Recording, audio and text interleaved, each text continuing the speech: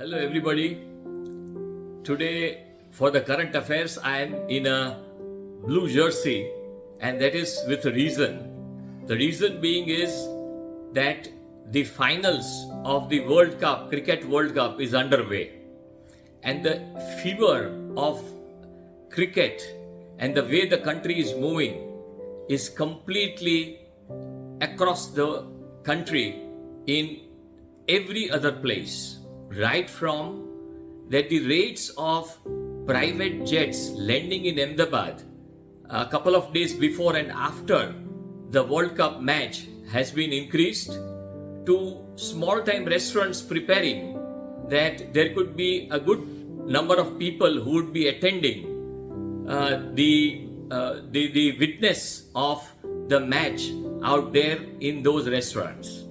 So the fever of World Cup is around, and that is reflective of the way the country is moving and the economy is moving and the country is prospering. Now, coming to certain events which have happened this week, the first and foremost, which I think which is quite important from the signal point of view, is that the RBI in its monetary policy announced a few days back had said that they are worried about unsecured loans in the economy. Now they have acted and they have said that the risk premium in respect of all the unsecured loans which are outstanding with the financial institutions and banks and NBFCs will be increased. And so effectively what would happen is that the extent of lending and the rates of lending to the unsecured sector would get contained and controlled. This could be a small measure as such, but what I consider is, and what is worth appreciating, is that the action by the central bank. We have seen in several economies and even in developed economies that the banks have acted too late after a lot of damage has been done to the institution and the economy. Here, our central bank, the regulator of the entire financial system, is cognizant of what is happening around.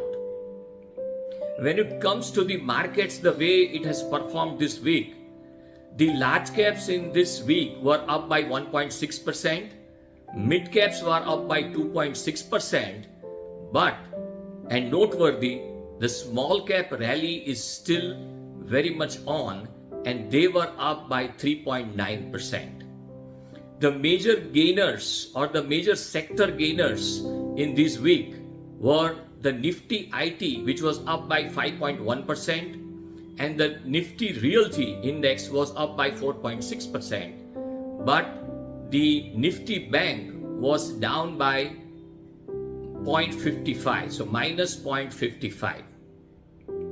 All the companies which are in the two-wheeler sector have gone up. Another news which I wanted to share was that the FDI flows, foreign direct investments, means the investment which goes into projects in India, have come down very significantly in the first 6 months of this year. It is down by 77%. From 19.6 billion, it is down to $4.5 billion.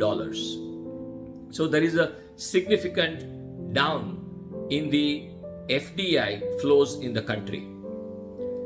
Also, the FIIs are at its lowest level in terms of its ownership in Indian capital market. Maybe the reason that the global crisis and the way the developed economies of the world are facing difficulties might have impacted this flow of FDI.